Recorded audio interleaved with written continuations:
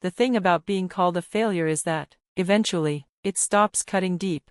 It dulls into background noise, just another hum beneath the clatter of silverware at family dinners. Or so I told myself as I walked up the familiar path to my parents' house for Thanksgiving. I'm Catherine Bennett, though to my family, I'll always be Cathy, said with that resigned little headshake, as if my name alone confirms their disappointment. The coat I wore, tailored and minimalist, had cost more than this house's annual property tax. I chose it carefully, unassuming, neutral. No need to show my hand, not yet. Well, look who finally decided to show up. My sister Diana's voice rang from the doorway like a bell meant to summon attention. The family failure graces us with her presence. I offered a thin smile, thinking of the contract sitting on my office desk, one that would make today's gathering more eventful than they could imagine. Inside, the house buzzed with the usual players. Uncle Peter, still clinging to control of Bennett Manufacturing like a man hugging a sinking ship. Aunt Margaret, self-appointed keeper of the family scoreboard. James and Laura, my cousins, mid-level managers with egos far larger than their titles. My mother, Cathy, greeted me with a peck on the cheek. Couldn't you have worn something nicer? It is Thanksgiving. I thought of my 3 Manhattan boutiques, each one dripping in understated luxury. This was all I had, Mom. She sighed. At least you made it. Diana says you're still doing that little online thing, selling clothes or something? Before I could respond, Diana glided in, her diamond bracelet winking under the light. Not just clothes, Mom. Cathy resells designer stuff, like an online thrift shop, but, you know, fancier. She turned to me, faux concern in her voice. How's that going, by the way, paying the bills? If only she knew. That Bennett Manufacturing was bleeding cash behind closed doors. That suppliers were walking away. That bankruptcy was hours from becoming official. That my little online thing was Eclipse Luxury Group, one of the largest upscale retail conglomerates in the US. But of course, they had no clue. I get by, I said, accepting a glass of wine from my father. Getting by isn't the Bennett way, he declared proudly. Look at Diana, youngest VP in company history. Look at James and Laura, rising stars. That's success. I took a slow sip of wine to cover the grin tugging at my lips. The Bennett way had steered their legacy straight into the abyss. While they promoted cousins and ignored innovation, I built an empire in silence. Speaking of success, Diana could barely contain her glee. We're expanding. 3 new facilities next year. Daddy's even talking about going public. I nearly choked on my wine. They were dreaming of IPOs when they couldn't cover next month's payroll. That's ambitious, I said carefully. Of course, you wouldn't understand, Uncle Peter chimed in with a smirk. Business strategy's not exactly your strong suit, Cathy. Not everyone's cut out for running a real company. Laughter rippled through the room. Ah yes, Cathy, who just didn't have what it took. The one they offered a mail-room job to 5 years ago, to learn the basics. Never mind the MBA, never mind the modern solutions I'd proposed. Remember when she told us to sell online? James snorted. Said the market was changing or something. Or when she wanted to invest in that luxury site, what was it called? Laura added. Eclipse something? Eclipse Luxury Group, I said softly. That's it, Diana laughed. God, can you imagine? We'd be bankrupt by now. My phone buzzed in my pocket. I didn't check it, I didn't need to.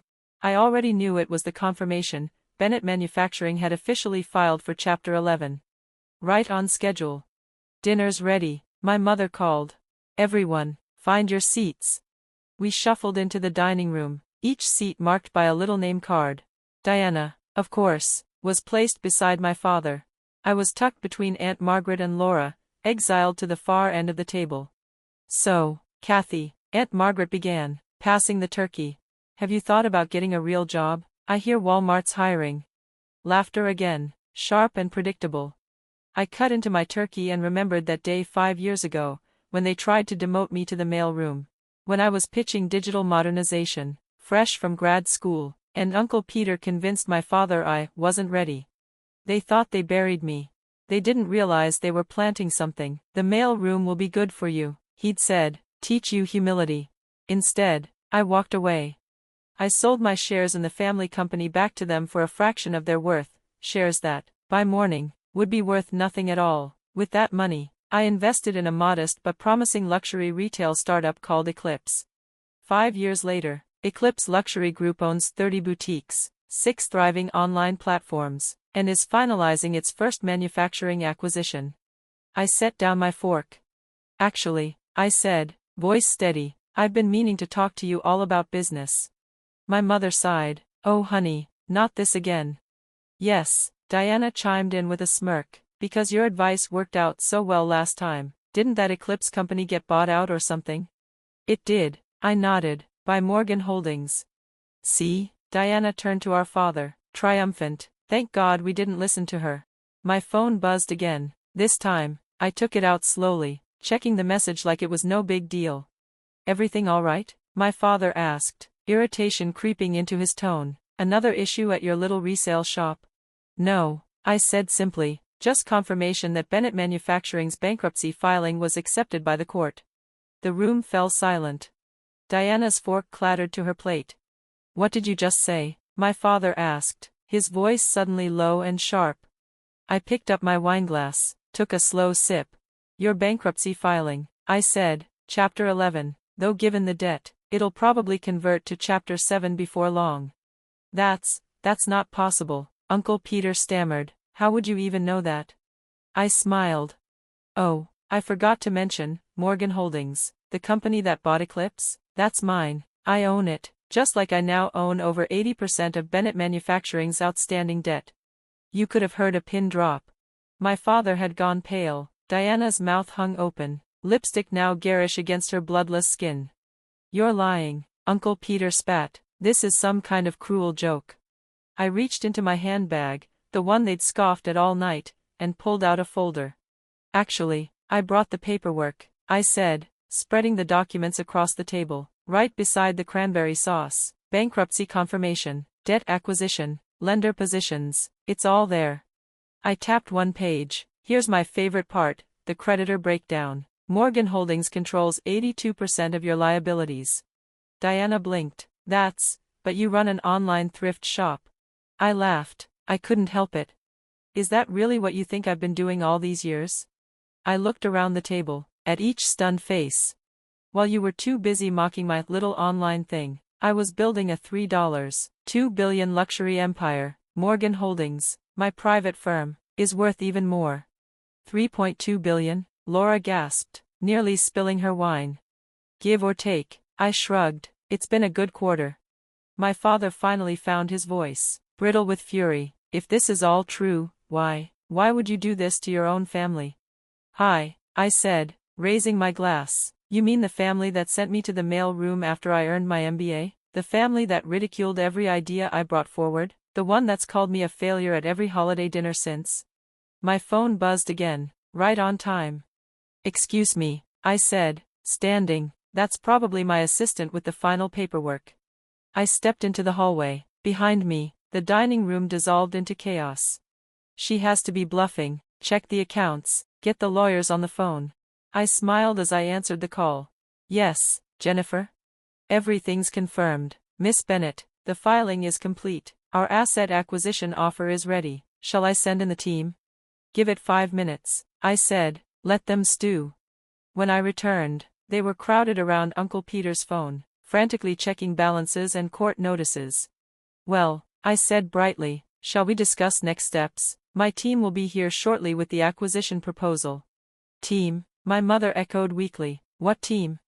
The doorbell rang. I checked my watch, right on schedule.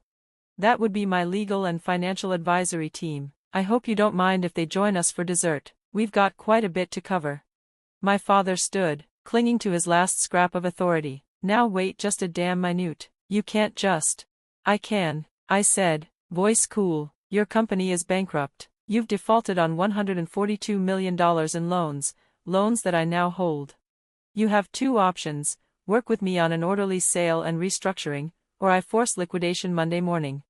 Diana began to cry. Mascara streaked down her cheeks like ink.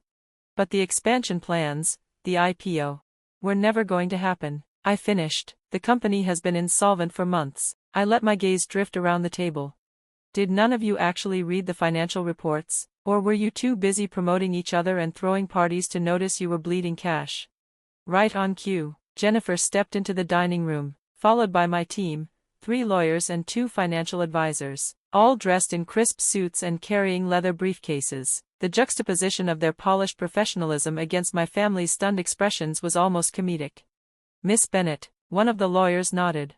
Shall we begin? Please, I said, gesturing to the untouched dessert plates. Help yourselves to some pumpkin pie while we work. My mother's recipe is excellent. For the next 2 hours, we dissected the wreckage of Bennett Manufacturing and walked through the terms of my acquisition. I had orchestrated every detail, quietly buying their debt through shell entities, letting them sink deeper, all while waiting for the right moment to strike. This is thorough, Uncle Peter said at last, flipping through the stack of documents with begrudging respect. Unlike some people, I replied coolly, I actually understand business strategy. By the end of the meeting, the Bennett empire was no more. And mine had expanded. The deal I offered was more than fair, but make no mistake, there was no question who held the power now. One final item, I said as my team packed up their laptops. Diana, James, Laura, you'll need to clear out your offices by Monday. Your positions are being eliminated as part of the restructuring. You're firing us? Diana gasped. You're firing your own family? No, I replied. I'm firing unqualified executives who got their jobs through nepotism. But if it makes you feel better, I hear Walmart is hiring. I stood, smoothing the simple dress they'd all snickered at earlier. Thank you for dinner, Mom. The turkey was excellent, though, unfortunately, business had to take priority. Cathy. My father's voice stopped me at the doorway. Was this all about revenge? I turned to face them one last time. No, Dad, this was about business. The revenge, that's just a bonus. Outside, Diana's voice cracked through the door, sobbing about her mortgage and country club membership. James shouted threats about lawyers. But they had nothing left to fight with. I slid into the driver's seat, not of a modest sedan, but of a sleek black Mercedes S-Class, freshly delivered for this exact occasion. As I pulled away, I saw them at the window, watching me leave. My phone buzzed. From Jennifer. Congratulations, Miss Bennett, the acquisition announcement is scheduled for Monday morning. I smiled. Next Thanksgiving would be very different. Would they still call me the family failure when I owned the company they'd built their lives around? Would they still mock my little online thing when they were all out of work? Somehow, I doubted it. 1 week later, Bennett Manufacturing officially became Eclipse Manufacturing, a new crown jewel in my growing empire. I kept the company's original logo, my grandfather had designed it, but I added one small flourish, a tiny eclipse symbol. A quiet reminder of the so-called family failure who eclipsed them all. Diana ended up at a mid-tier department store, not Walmart, but close enough. James and Laura had to relocate out of state, their resumes permanently stained by the collapse. Uncle Peter retired in quiet disgrace. A month later, my father left me a voicemail. It began with, "I was wrong about you," and ended with a thinly veiled request for a job.